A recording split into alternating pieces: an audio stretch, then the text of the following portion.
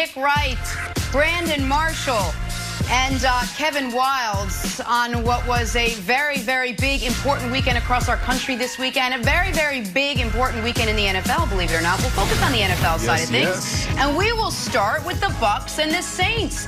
Saints beat him the first time around. Brady was supposed to exact revenge. Guys, what's the opposite of that? Because that's what Brady did. 209 yards, 3 picks, 0 touchdowns. Meanwhile, old Drees looked excellent. 4 touchdowns as the New Orleans Saints bury the Bucs by a score, guys, of 38-3. They now improve to 6-2. They are now tops in the division. Here's Bucs quarterback Tom Brady after the loss.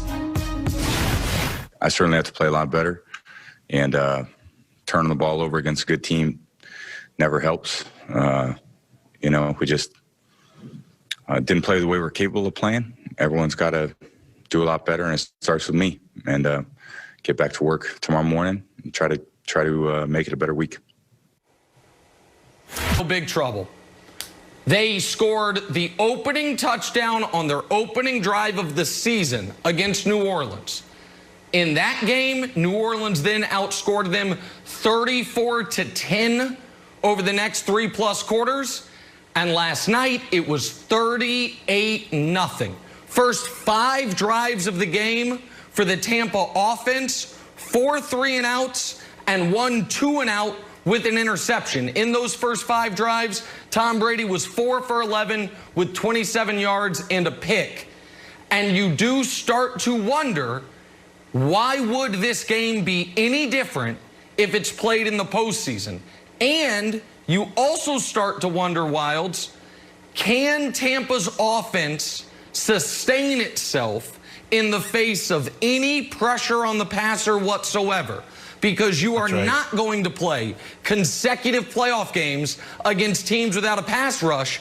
And it looks like there's the Tampa offense with a clean pocket, Brady with time, and a totally different version of that team if you can get to Tom Brady and create some pressure.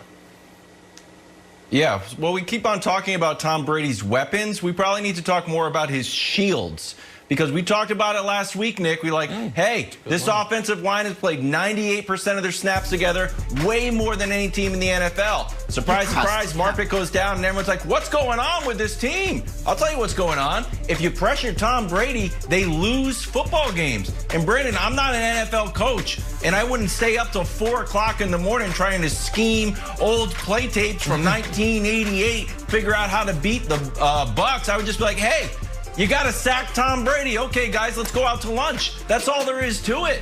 And he looked really bad, but he looked really normal. And I know it's like, everybody wants to make such a big deal about the weapons.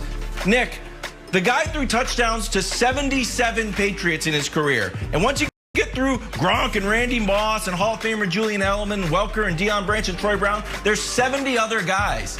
Weapons is not the key to Tom Brady's success. It's a clean pocket and protecting him.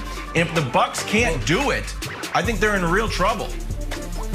Well, I got a question for Brandon, because I think those are all great points, Wilds. But if you didn't watch this game and you see that highlight clip and you see the stats we just showed, you would think the Saints, that Brady was under duress the whole game.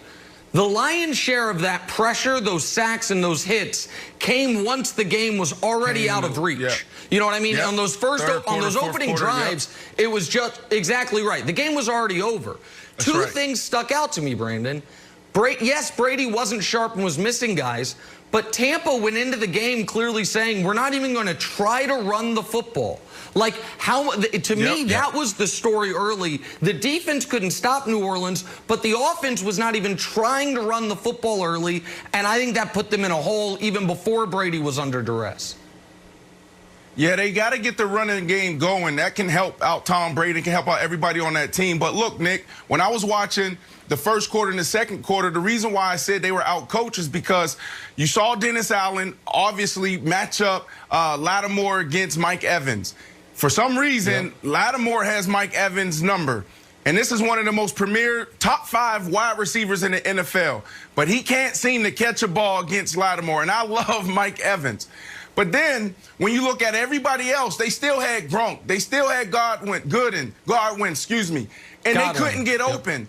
they had an awesome scheme against what Tom Brady and Byron Leftwich was throwing at these guys. So for me, when you look at Sean Payton, he's one of the best at preparing for Sunday.